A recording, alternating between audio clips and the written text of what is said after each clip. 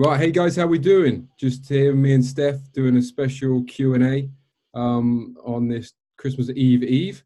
So we'll get stuck in. If anyone's got any questions, please fire them over, and then we'll spend a bit of time doing our best to answer them. I'm guessing there'll probably be a few more aimed at Big Steph, but we'll get going. Okay, so what we'll do is go first for a question that we got sent on email from Ben Meek. And Ben said, "Hi, Ross and Steph. What is the most straightforward method for helping a knee-dom bowler become more of a slinger?"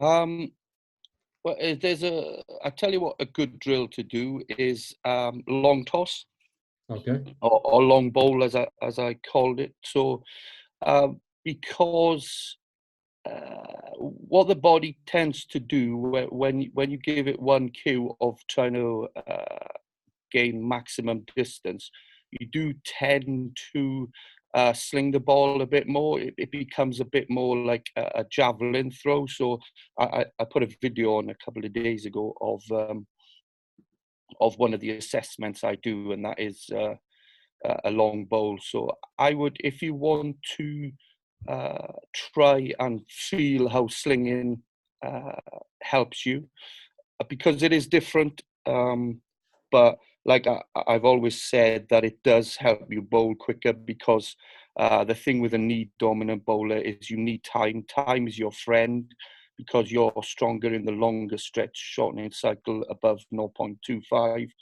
And the long toss, because of the ball, creates the feel. It's a good way of doing it. And so just get an open field, get a ball, try a low load, or do whatever you want to. But the key thing is, because the ball is heavier, you're going to feel it in the pecs. So it's a good way of trying. Slinging doesn't work for everyone, but you never know until you try it. So that's one thing with my method. You know, when I came up with this hip or knee, it was just something that I saw in bowlers. And I know obviously Ben was here at school as well, and he was a javelin thrower. So Ben, it could be something that you can try. Just get an open field, get a weighted ball, and try and go for distance. And what you'll find is a knee dominant bowler will be able to throw the ball further than a hip dominant bowler. So it's another drill I do is the wall drill, where you line up against the wall, parallel to the wall, and you need to feel the pecs working. So you go into your positions, and then an isometric push against the wall. That's another exercise. Or grab a pole, and obviously hip shoulder separate and push an iso push against the wall or a pole with your chest. It's just getting used to activating your pecs when you bowl, because most bowlers would just use momentum, but a slinger needs to feel the muscles working. So anything that helps you feel the movement will benefit you as a slinger. Sweet. Hopefully, Ben, that's answered that. Come back to us if anything else. Right, we'll move on to the next one from the Mr. Insanity 15. And he's put, "Hi there. Thanks for hosting the webinar. My question revolves around the front leg and the brace front leg. How would you periodize improving the brace front leg? What are the exercises you would use, and how would you implement them into a program?" That's from Marcus. But I'm guessing he's not got a brace front leg. So that's why I designed the skill stability paradigm. So you follow that process. There's 6 stages to the process, and the first stage is just holding it. So it'll be the ISO hold into that front foot block position. Isometrics is my number one method. I think that's become obvious, and it's great the way now the whole world really of pitching and javelin and cricket is beginning to embrace it. So you do an ISO hold. So you hold that you can hold it 3 minutes. So there's an extreme ISO method out there that Joel Smith is a big advocate of. Jake Turan, I think is his surname. He's a big advocate of it, and obviously DB Hammer and Eno Sport. So you would hold a position, you got to feel the muscle working as well. So you need to feel a hamstring working. So you got to pull the floor back. You need to activate your right glute.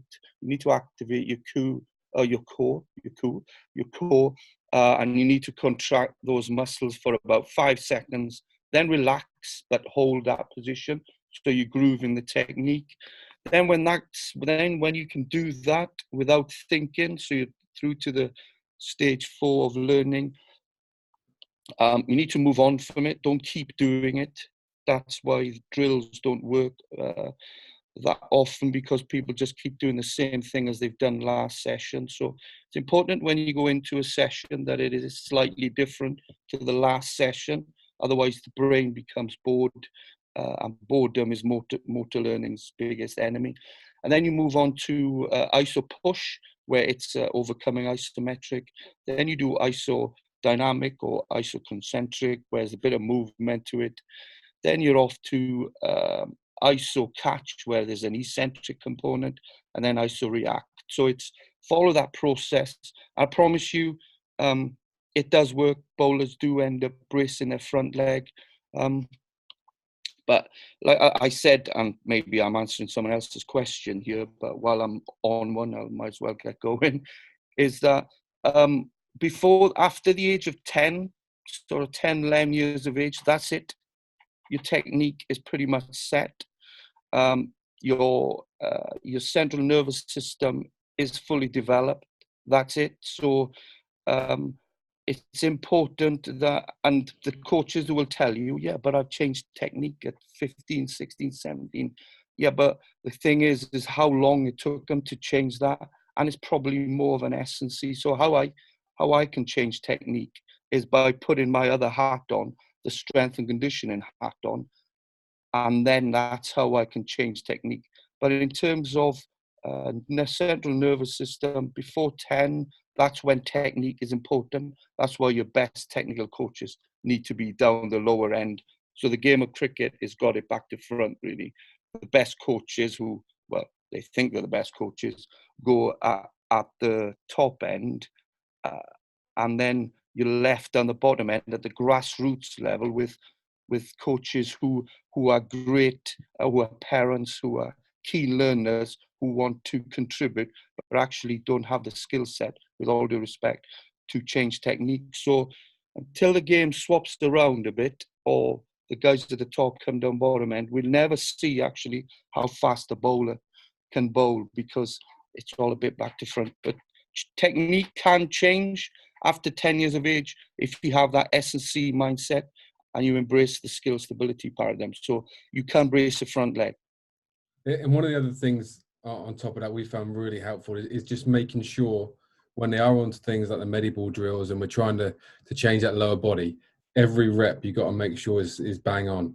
You get lazy with a couple of reps and start going back into old habits and then trying to bowl, then you're not going to get there. And also when you're in the middle of trying to manipulate something which is so complex, if you then go and bowl like you used to, you're not going to get the results, because the brain's trying to do one thing and then you're doing it something familiar, and it'll always go back to that. So it's almost like taking your car into the garage to change the engine, and in the middle taking it for a spin before it's finished. Yeah, exactly. So that is the Middlebreaker principle. So as you said, the brain remembers the last thing you do. So I'm a big believer in if you're trying to change technique, and I'm talking about drastic changes here, not the small little changes that about increasing ground reaction forces and stiffer off back foot. Those can be done. But when you want to do a full hardware change, what I call it, it's about motor learning. You need those repetitions to be perfect. So practice doesn't make perfect. Practice makes permanent. So that's really important lesson to learn that. So when you're changing technique, don't play. You need to get out of the game, just work on your batting or whatever, and then just do the drills, because otherwise you might spend all week doing drill work to brace your front leg, but I guarantee you the body will find the easiest route and what it's used to, and will bowl normally on a Saturday. Then you've undone that. All the work you've done in the week is gone. because the last thing it remembers is that collapsed front leg, left arm going early, slinging it, because that's what you're used to. So it's a great point you make there, Juicy, that when you're working on technique, don't play, man. Don't play. That's why, bowlers who get stress fractures and stuff, like Brett Lee's a great example, but they say, I know people out there will be thinking now, yeah, but Brett Lee, you say after 10 years of age, it's hard, but Brett Lee changed his action. Well, Brett Lee was in a wheelchair because he snapped his back. So then when he was beginning to do a new technique with a coach, I still don't know what coach it was, but he did a great job. Because comparing Brett Lee before his injury and after, it's a remarkable change. But then when he was doing the new action, it was a totally different motor engram. It was a totally different pattern. It was a totally different track on that snow field. It was because he hadn't bowled for a year or whatever. So that's a different issue. That's a hardware motor learning pattern, and that's why it's easy to do before 10 years of age with brain plasticity and all that. Sweet. So hopefully, Marcus, that's answered that. We've got one on here now from Aksat. Aksat said, while bowling, whenever I slam my front foot down, retract front foot, I feel pain on the left side of my lower back, close to the spine. What could be the problem? I'll jump in for this one. Unfortunately, mate, whenever a right-arm bowler is getting lower left-hand back pain, and they're only getting it, I think Access actually sent it in on a email as well. Yeah, he's able to do everything like sprinting, plyometrics, gym, etc. But when he bowls, he gets the pain. What you need to do first is rule out a stress fracture. Always, whenever we get a opposite side to your bowl, so if you're a right armer and you get lower left-hand side pain, and if you're a left arm, you get lower right-hand side pain, you need to rule out the fact that it's a stress fracture first. Obviously, it's so very common, unfortunately, for fast bowlers. And the big red flag, the fact that it's only when you're bowling. So the other things you can do, sprint, plyometrics, gym, etc., you can do them fine, but it doesn't like bowling.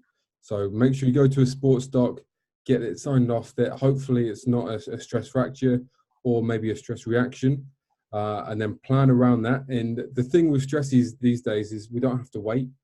We can be quite aggressive with them. We don't have to have a long sort of 2 months of doing nothing.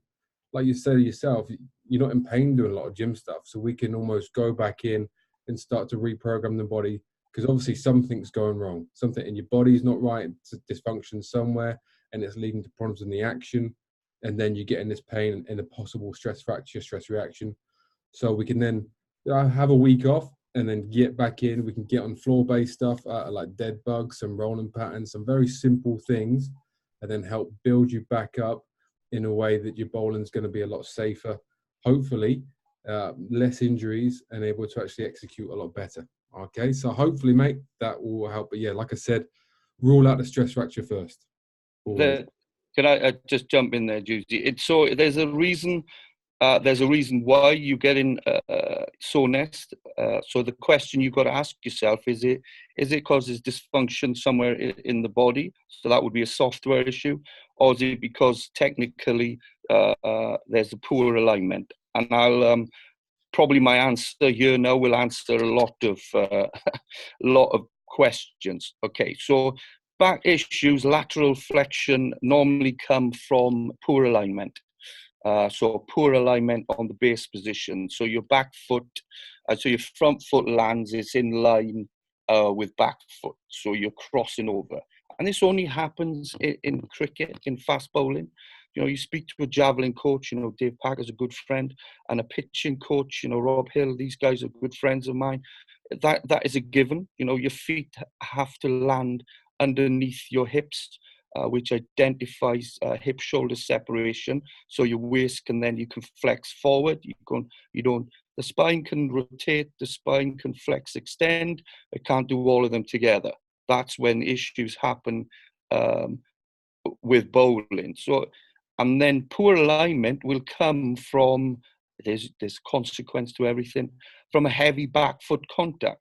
So heavy back foot contact will lead to the front leg crossing over because you haven't pivot round, allowing feet to land under your base. heavy back foot contact would come from spending too long on your impulse strike trying to jump up, because coaches tell bowlers to bowl, you have to jump up and turn sideways in the air. Well, actually, that's not right. Bowling is about controlling the collision on the floor and keeping running. It's about maintaining acceleration and controlling when you land on the floor. That's bowling. It's not about stopping, jumping up, this back leg dangling in the air, which happens so often, like an anchor. It's a consequence. Stress fractures, okay? A big shout, but I know it's right, based on over 300 bowlers we tested. Stress fractures, lumbar reaction, stress reactions happen because you've either got a poor impulse stride, you're on there too long, means you're trying to jump too high, and a heavy back foot contact. When your heel touches, it's like a handbrake. You've decelerated. Your hips are still closed on back foot contact because you're so heavy. You're too long on back foot, which means your legs will follow where your hips are pointing, where your pelvis is pointing. So to have extension, you need to rotate first, and that doesn't get taught anywhere, which I find extraordinary. And I guarantee, as you'd agree, Juicy, we'd get rid of stress fractures if we teach technique better when they're younger. And I think we're chasing our tail a little bit with the wrong things. We're looking at workloads and trying to correct workloads. Again, I use a sort of car analogy. If the tires on your car are both pointing in, you're going to wear down the tread. And the quicker you go, the quicker they're going to wear down. But if you just replace those tires but don't actually sort the tracking out, it's going to happen again. So we're looking at if someone's got poor technique or massive dysfunctions in the body, and we say to them, right, okay, we're only going to bowl 4 overs instead of 8 overs. They're going to take longer to get injured, but they're probably still going to get injured. So we're just doing it, taking a little less time. Let's get back in and sort out the original problems. Let's not be lazy and look at GPS data and all this sort of crap, which is great down the line when everything's working well, and we want to get the sort of the 1%ers. But let's go back and look at the body and look at the action. If we're not sorting those two out and we're looking at everything else, we're never going to get there. We're just going to go, the stresses just happen. Well, they don't just happen. Bones are ridiculously hard pieces of kit. They shouldn't break in stress. Yeah. So we need to really get back and try and help these, especially the young bowlers who are sort of might be able to get a contract and then suddenly they got stressy and they might not. We're doing them a disservice. We're not getting into that as youngsters. We're not looking at dysfunction, and we're not looking at actions and the whole back of the net crew. No, that's all right. Just let them bowl. Just let them bowl. Well, no, you're letting them bowl into getting out of cricket. Yeah. Anyway, there we go. Right, next question from Aman. It looks like we're back to Steph with this bad boy. Sir, I have this thing from a long time in my mind, is that do hip-dominant bowlers need to rotate their bowling arm fast right from the start and then wait for front foot contact to apply brutal force? Okay. I know it, man. So the thing with hip dominant and knee dominant, it's awesome how a lot of coaches now, actually, there's more and more top level coaches who are following me now, and which is awesome. Because ultimately that's why I started on this crusade, is to get the right information out to the cricket world. I've got no loyalty to any county or any country or whatever. It's just getting the right information to all level coaches, from your grassroots to your very top. So hip and knee dominant. A knee dominant bowler, it's about rotation, it's about time, it's about strength, it's about muscle. Whereas a hip dominant bowler, it's about momentum, center of mass, momentum into front and levers, torque, and momentum into front foot contact. So the thing is with a hip dominant bowler, because you're off back foot quickly onto front foot, you haven't got that much time to stack up and get energy from your upper body. So it's about, and use muscle. So it's about creating a big bowling circle. That's why, when we were taught 10, 15 years ago for the low arm load, Brett Lee style, because everyone had to bowl like Brett Lee. But you got to remember, Brett Lee bowls like Brett Lee because he is Brett Lee, and it's awesome. Let's not. I see so many bowlers in India trying to bowl like Brett Lee and look like Brett Lee. It's frightening, which is another great dynamic systems theory, is intention action model. You copy someone, actually the brain will find its way to get there. And so many Brett Lees in India at the minute, but actually they bowl at 60 miles per hour. So you look like Tarzan, bowl like Jane. So it's a low arm load, and a slinger only works if you got strength. That's so important, man. So, it's about matching anthropometry to biomechanics and technique. And that's my big bugbear, really. The S&C wants to make you look like Charles Atlas, Arnold Schwarzenegger, but your technique guy wants you to bowl like Jimmy Anderson. So they don't match up. So you need a big bowling circle, man. So the timing of it it's up to you, really. But obviously, when front foot, as long as you hit the attractors, and what you do in between the fluctuators is up to you. So when front foot hits, you need to be in your contralateral extension position, because then that's about leverage, and it's about the counterbalance of front arm. It's like a seesaw then, isn't it? So what you don't want to happen is to become is for the lower body to be out of sequence with the upper body, and you miss the contralateral extension, that position there. So, but hip dominant bowler needs a big bowling circle, okay? And a knee dominant bowler needs a smaller bowling circle, because you want to get back behind to access the long stretch shortening cycle. You want to get back behind you quicker. So it's like the old mullet, short at the front, but long at the back with a hairdo. So that's what a knee dominant bowler needs to do. A hip dominant bowler is, you want to get a big bowling circle, because you haven't got strength. You rely on the leverage and biomechanics. Okay, so hopefully that's answered your question. So in terms of the timing, as long as you hit that position, I don't care what you do. Sweet. There we go, Aman.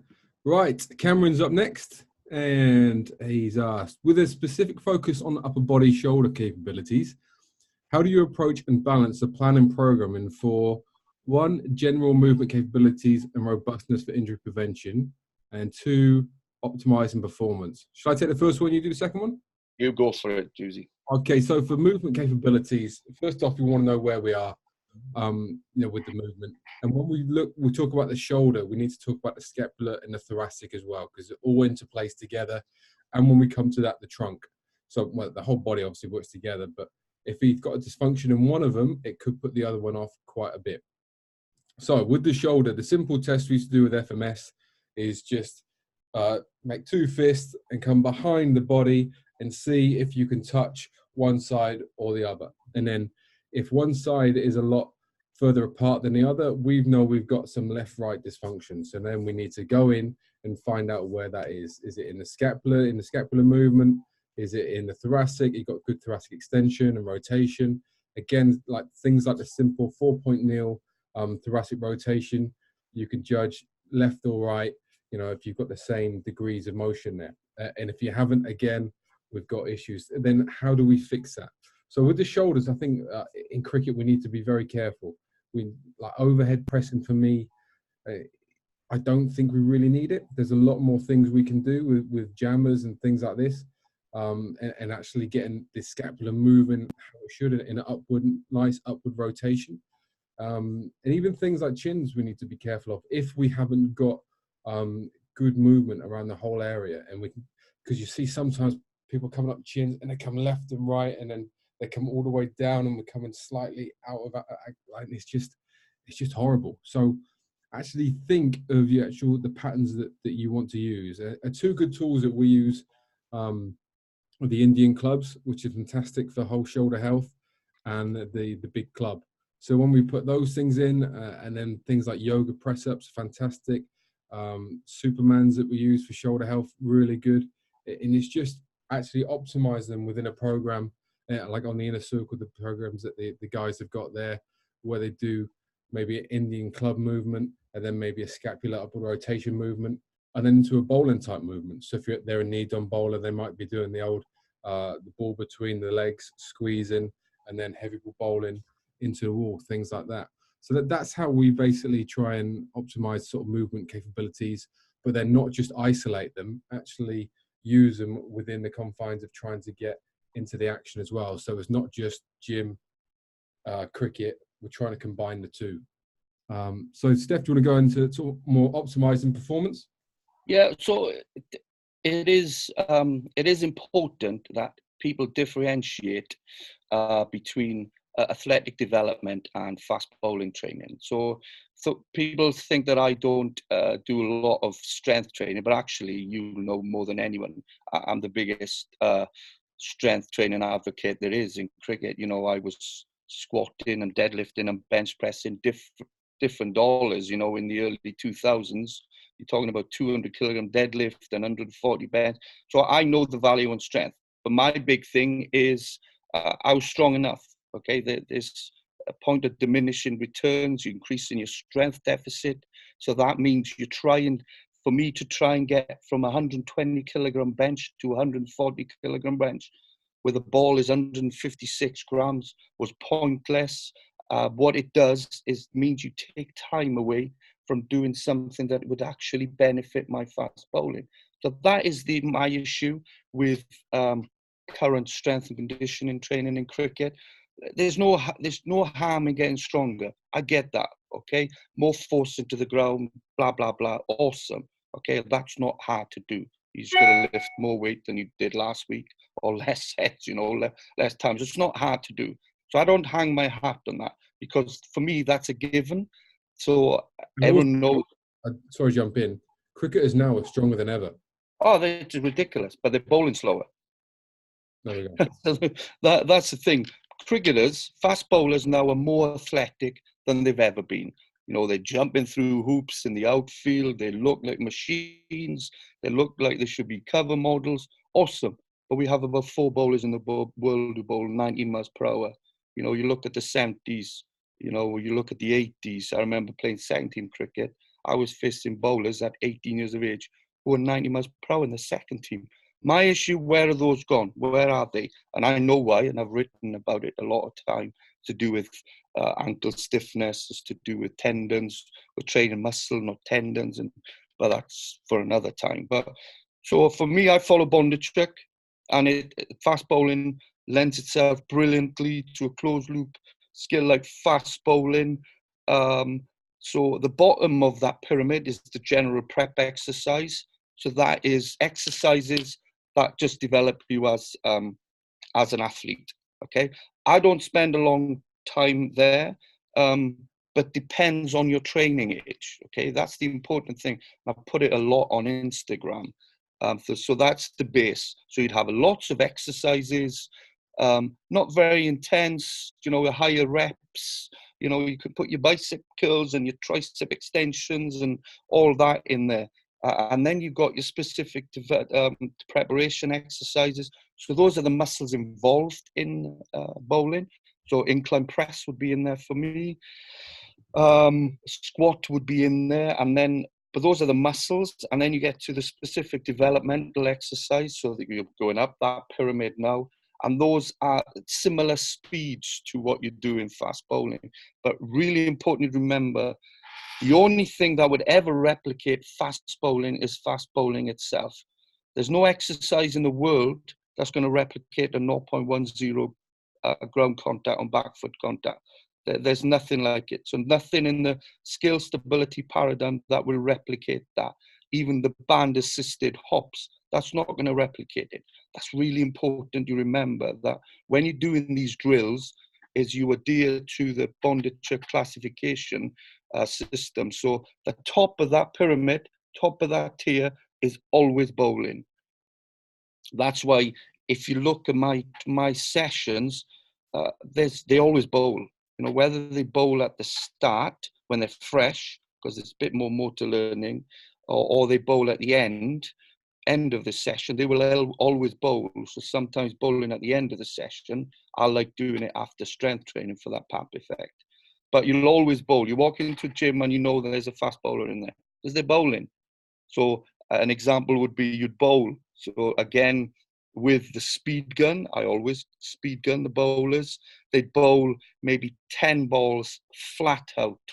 And then we go down. The next bit might be a bit of a resisted bowling or assisted bowling, depends whether hip or knee.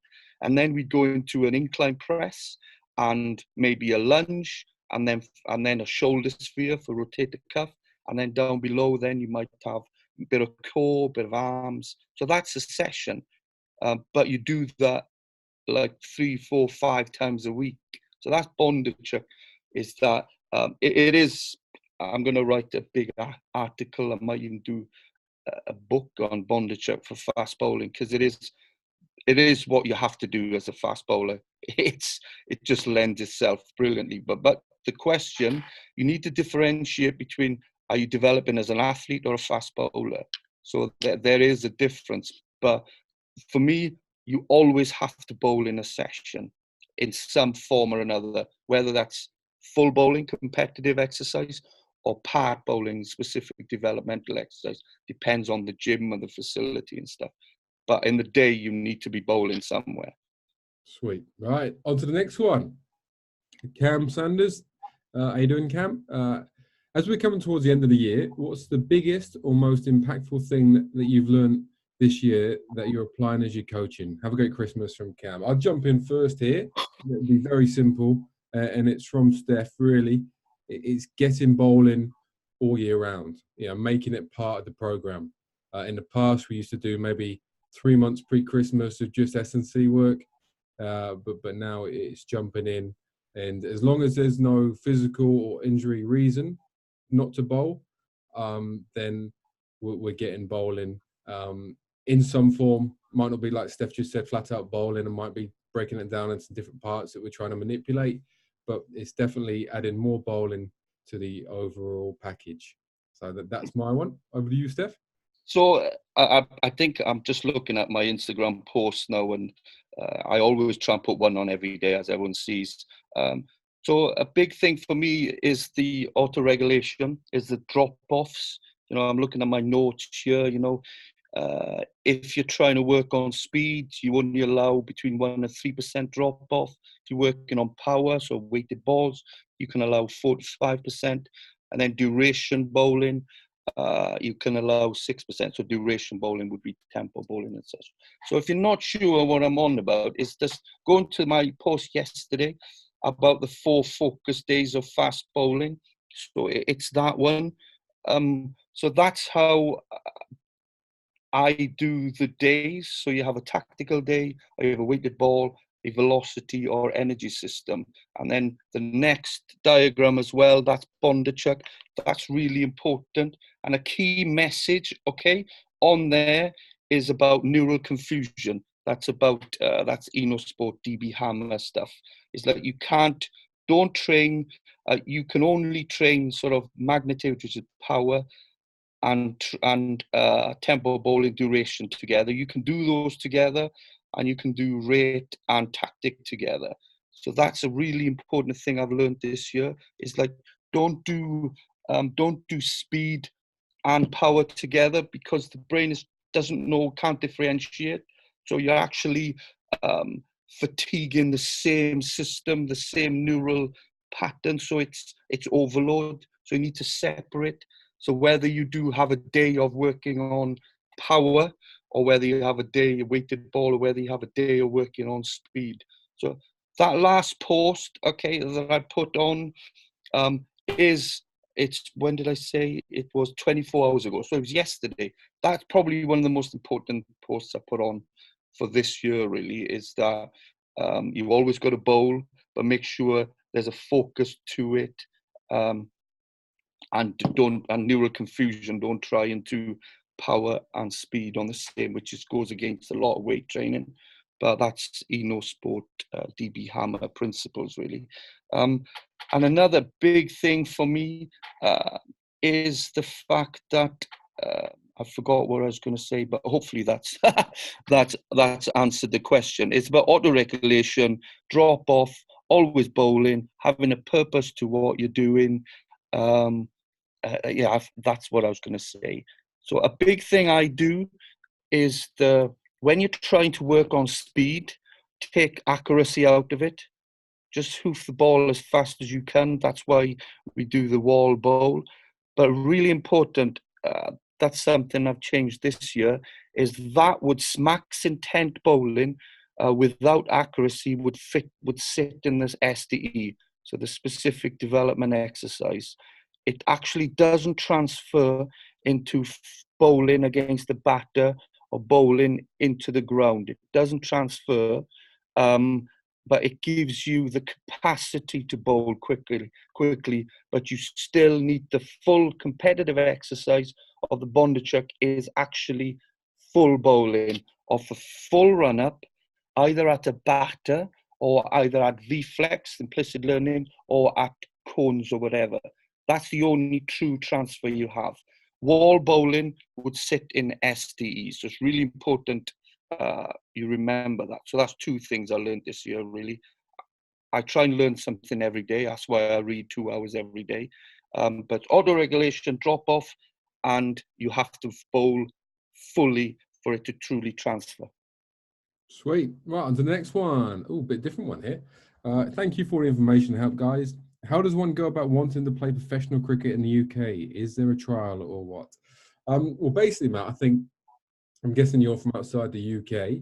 The best thing you can do is, if you're a good cricketer, get yourself in with a good club team. There's lots of good leagues around England. Obviously, the Lancashire League's very high standard. Birmingham League's pretty good, I think. So it is to get yourself as a professional at one of those clubs.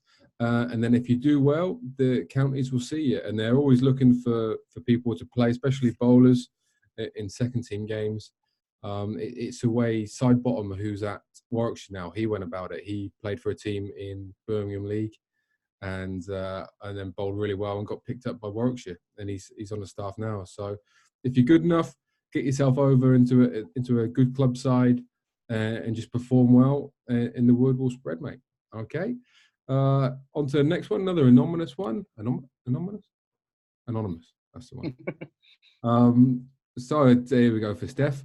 Was Brett Lee a hip or knee-on bowler? He was a knee-on bowler. There we go. That's pretty simple. Shane Cooper, next one. Another one for Big Steph. Despite having knee and hip dominant classifications, it is clear that lower limb SSC development is necessary to optimize both bowling types. However, does the additional plyometric affect the knee dominant negatively, as they require longer GCT in BFC and FFC, back foot contact and front foot contact? Yeah. So what was the question? So plyometrics is important to... Does it affect negatively the knee-on bowler as they require longer ground contact? No, it doesn't. So how knee and hip should train differently is that, in simple terms, knee dominant bowler can do anything they want to. There's nothing is going to be detrimental. So that's why, and they just exist really. It doesn't improve performance. So that's why most bowlers in the world now are knee dominant bowlers. So that's why, like, doing squats, lots of squatting, deep squatting, and all that pattern, and the cycling. Don't get me started on the cycling business. That's why it doesn't really negatively affect them. Where it does have problems is if you do all that with a tendon-driven hip dominant bowler. So adding a load, adding body mass to a hip dominant tendon-driven bowler is a shocker.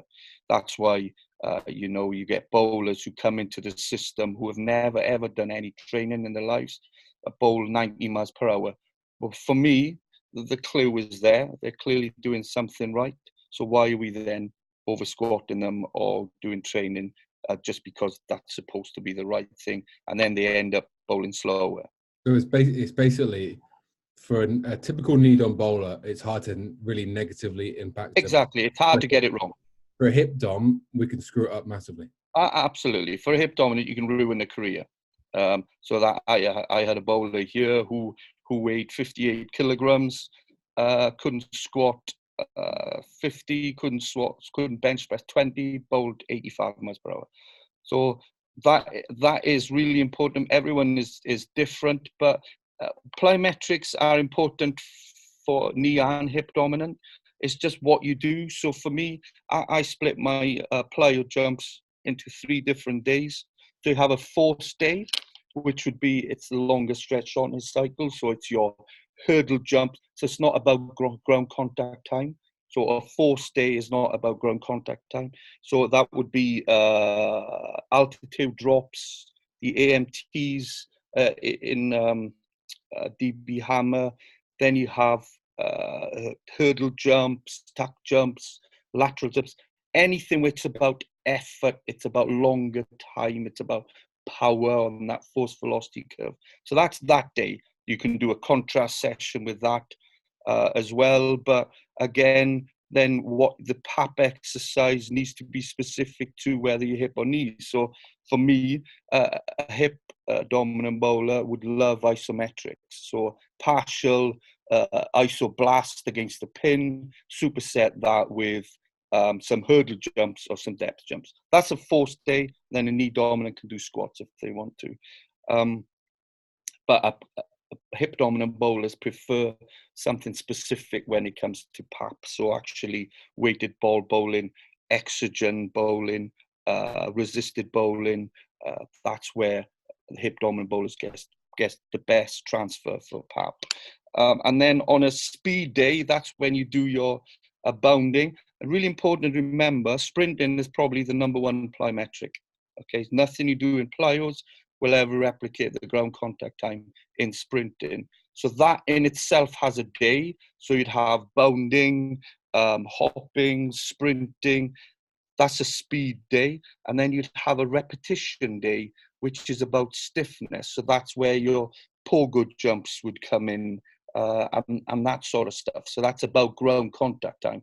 But again, bear in mind, nothing you do in plyos will replicate the ground contact in fast bowling.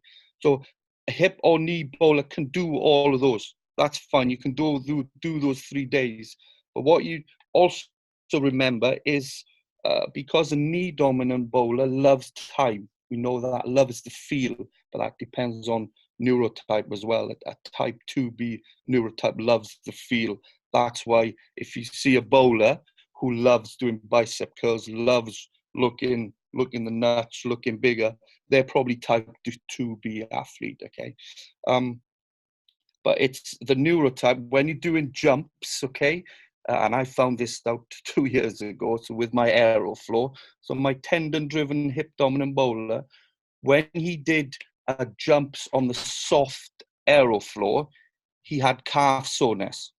So he couldn't do it very often because when you're increasing ground contact, and when you're making it slower, it becomes more about muscle. So my tendon-driven bowler didn't have a lot of muscle. It was all about tendons. So he actually pulled his calf when we did jumps on the hard surface. So that's why when early pre-season, a hip-dominant bowler, tendon-driven, might pull their calves. So it's just something you got to think about. But then for my knee-dominant, muscle-driven bowlers loved it when I increased time on the soft surface. But then when they went on hard surface, they just didn't jump very high. But with my tendon guy, he was like a kangaroo. So it's every bowler needs to do plyometrics. Okay, so that would sit in SDE and SPE. But the volume of each would depend on where they sit on the static spring continuum. So you have static and spring as a continuum. So you got strength and speed. Bowlers need to sit in the middle, so have the best of both worlds. So if you have a knee dominant muscle driven guy, would be up this end. Strength, loves the gym, loves the weights. If you're given the option of either go in the gym or to bowl, I guarantee you they will always go in the gym. So they would need more stiffness work, more speed stuff, less force, because that's where they like that. So you need to take them where they're not good. And then a hip dominant tendon would need more force on a softer surface just to take them up into the middle of that continuum. So that's why individualized programs have to be done. Don't generalize. hopefully that's the question, answer the question. Sweet. Right, let's move on. Next one from Stubbsy. I was curious to get your thoughts on training adductor strength and their role through back foot contact and front foot contact and their impact on squaring the hips. I've noticed a lot of bowlers who squat emphasize knees out, pressure through the outside of the feet, and overly focus on glute strength. Are very weak in their adductors and hip flexors, can't get their knees together at ball release or squaring the hips. Would love your thoughts, as I don't think I have a complete picture in my mind. Well, I'll jump in there to start with, and then Steph will come flying in two-footed. Okay, yeah. If we think of the kinetic chain from back foot contact, there's so much force going up through the body and a whole sequence that's got to work. And the adductors play a big role in this. And when you've got people who are just bilaterally lifting, which still is the major thing people do, they do deadlifts and squats as their two big lifts, they're not getting anywhere near enough work on all the other muscles which have to help stabilize and use the force coming up from the ground and dissipate through the rest of the body. And so when they land, they might be squatting 200K, but can hardly stand on one leg, which again involves a lot of adductor work. And they can't stand on one leg. So how do you think they're going to go when they land on back foot contact? Everything is going to go all over the shop. They're not going to be able to do anything useful. And then they'll tell you they can squat so much so they're strong. Yeah, they're gym strong, but they're not anywhere near ready to actually bowl fast and use the forces how they should be. So adductor training, part of a whole 3D approach is what we've got to take for fast bowling, to make sure that when they're landing and you've got different forces through the body from all different directions, and you've got to take into account different wind directions, what the surface they're landing on as well. Everything is going to be hitting them from all sides. So not just the adductors, but everything else around the whole sort of the glute and hip structure needs to be working well, stable, strong, and have the appropriate movement. Okay, so yeah, the adductors are important as part of the whole overall package. But if you do see someone and it looks like they're going into a lot of work on their squat, and you just need to think, right, are they wasting their time a little bit? Like we said, we want to be strong, but we want to have the strength that we can use, not just gym strength. So, yeah, Steph, so adductor work would sit in the GP for me, so I wouldn't worry too much. So after back foot contact, when you bowl, it's pretty much momentum. So you can't really change it, obviously, in mid-air and stuff. So adductor work, so the drive through, I think that's what you're asking, Stubbsy, is that going from front foot to back foot? And might not answer the question, but a lot of people ask me about dragging the back foot. Well, dragging the back foot is a consequence and identifies that you've separated the hips and shoulders. So if coaches and bowlers think that just by dragging the foot on the floor makes you bowl quicker, then that's pretty moronic, to be honest. It's actually just a consequence. If you can't, so when front foot lands, then you drag that. Okay, that's what dragging means. And in the olden, whatever, 30s, 40s, 50s, when the rule was back foot no ball, so that's why a lot of bowlers actually dragged. And I had one bowler a couple of weeks ago, it was awesome. Okay, but doing the dragging doesn't make you bowl faster. So if you can't drag, it's because your front foot is there and your back foot is hiding behind. So you have to open the gate to come through. But just by dragging the foot on the floor doesn't mean you're going to bowl fast. So if that's what you mean by the adductors, then it's just a consequence of the correct sequence. But all of that would be in the general prep exercise for me. Sweet, there we go. Right, we've got Shane Cooper back. How can you tell? Oh, this is a good one. How can you tell if the athlete is knee dominant or collapsing due to weaknesses? Because I find it difficult to tell, especially with female cricketers. That's a good question. Okay, to identify a hip or knee dominant, it's the angle of the back leg, the knee, before back foot contact. Okay, so you'd be able to spot them. You get a lot of bowlers who are taught to jump high. get off the crease into sideways position, they end up with a knee tuck syndrome. So where they actually, it's like doing a tuck jump. So their back leg will be tucked underneath them. So they'll never have shin lead into back foot contact and the spring mass model, okay, which leads to a crossed extensor reflex and the front leg extending forward into swing leg retraction, claw back, driving you forward. That's why Jofra Archer bowls so quickly, is because his front leg comes down, pulls himself forward, which is identified by the center of mass going up on delivery. No other bowler does that I've seen. So if you land on back foot and you're already bent, then you're knee dominant. So you need to strengthen that. There's nothing in the world, no exercise is going to make you land straight. Okay, that it's a pattern you have, it's ingrained, and now you need to stabilize it. So that's why squatting and that stuff is not going to do you any harm. But if you land and collapse, then that means you lack eccentric strength. So if you land hip dominant but end up being knee dominant, then you lack eccentric strength. So stuff like Supramax eccentric work. So on a leg press, press out with 2 and lower with 1, and then you've got the hooks and that sort of stuff, and the partner help on concentric. So a good thing to mention, if you're doing super slow eccentric and then lifting up, that's not true eccentric training. So if you're able to lift concentrically, then that's not eccentric. You need to be about 100 to 110 or even more load in for it to be a true eccentric. You can't lift concentrically if you're doing eccentric training.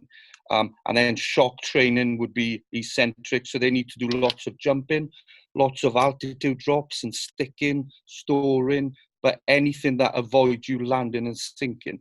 But if they land and then are unable to go forward, the propulsion phase, then they lack isometric strength. They're too long in that coupling time, that time between eccentric and concentric. So that's why isometric training is really important. So I did a post a while ago on it, and that's a good question. Hopefully I've answered it. So if you land and sink, you lack eccentric. If you land and are unable to go forward, you lack isometric strength.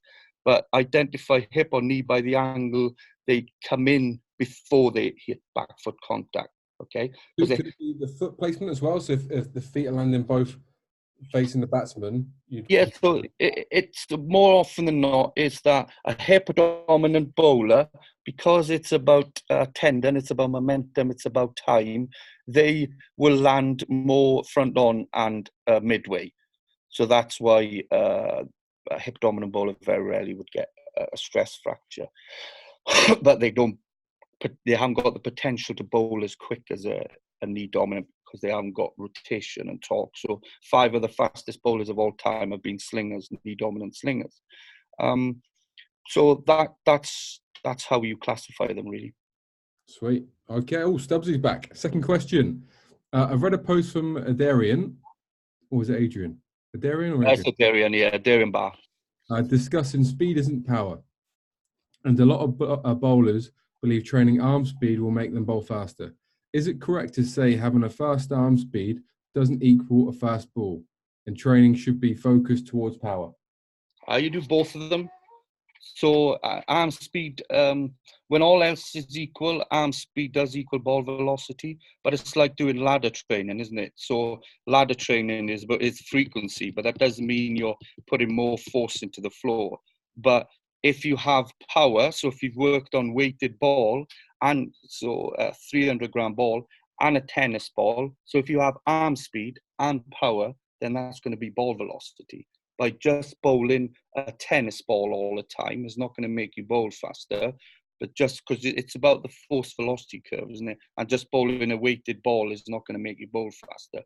But if you do them both, you're going to bowl faster. But just remember, and then this, again, it comes down to long-term athletic development, is there's a window at around 8, 9, 10, which is a crucial age. A lot of things happen there. That's when I would bowl a lot of tennis ball to get the arm speed up. So if you can maintain arm speed at about 1,000 degrees 1,000 RPMs. If you can maintain that as you're getting older and the bones increase and the leverage increases, leverage gets more favorable, then you're going to bowl faster. So that is an important thing to remember. But you're right, it's arm speed alone doesn't make you bowl faster if you're just bowling a tennis ball. But if you blend them both together, speed and power, again, sitting in the middle of that static spring, that's when ball velocity increases. Sweet. Okay, and this will be the last one from Shane Cooper again. It will be best to have the athlete train a particular system in the gym, either speed, power, force, and then have that reinforced in the technical training sessions with bowling. This is usually not the case, as the strength coach may have one focus, but the bowling coach just bowls, has them bowl hard and fast. How do you deal with this issue? How long is the window for transference from the strength session to the technical session? So that is a big thing, and hopefully that's what separates me, is that a body is a complex system. Okay, you can't, well, like Franz Bosch calls it, it's a reductionist approach. If you train weights one day and strength and speed the next day and the bowling the next day. So the smaller you can keep that transference window, the more likely it is to transfer. So that's why I do complex contrast training. So I would do a drop and block isometric hold for 2 minutes and then 10 seconds rest, and then they bowl. So the closer you can keep, the smaller you with that window, the more chance it's going in there. And Bondarchuk does one as well. It's called, I forgot what it's called, but he would do a GPE, then an SPE. So he layers it, and that's one of his systems. I advise everyone to embrace the Bondarchuk system, but that's why I always train it all together. Even if I do bowl in the morning, there will be some SP, SD in there. There's always, wherever you are bowling with a technical session. So, and I get it, a lot of technical coaches haven't got the S&C knowledge, and the S&Cs, a lot of them haven't got the technical knowledge. But better communication will help the world of fast bowling, really. But if you have a technical guy who's more concerned with technique and bowling on the field in the nets, there's no reason why you can't do an SP, an SD, or a med ball throw, groove in that front foot block, or a back leg pulse. Or there's no reason why you can't link them all together. But the last bit is crucial. That window needs to be really small for it to have a good chance of positively transferring, which is why, for me, complex training is the answer. Yeah, I mean, I'm lucky at Worcester. We've got myself, the bowling coach, and the physio all work really closely together. So we never have, right, you're doing S&C, you're doing technical, you're doing prehab. Everything we make sure is geared towards the end result we want. And obviously, if it's bowling changes, it's towards that. But the end result is to get bowlers on the pitch, bowling faster, taking wickets, and have less injuries. So yeah, if you're still doing just S&C and just bowling, but we're missing a trick massively, which still happens in quite a lot of places. So there, right. That's all the questions got through. If you missed out, then just email us, and we can get you some answers. To find out more, Steph has got pacelab.com. And what's your Instagram? Stefan Jones 105. It's pacelab.co.uk, but I'm having a new website, so just look out for it. So we've got that, and obviously you can get me on Cricket Strength on Facebook, on Instagram, Twitter, ross@cricketstrength.com if you've got any questions. So what we'll do is we'll save this, we'll put it out on a link so people can watch it, and there's been some absolute gold dust in here. So hope you've enjoyed it. Steph, thanks very much. Pleasure, man. Speak to you soon. And we'll catch you all later.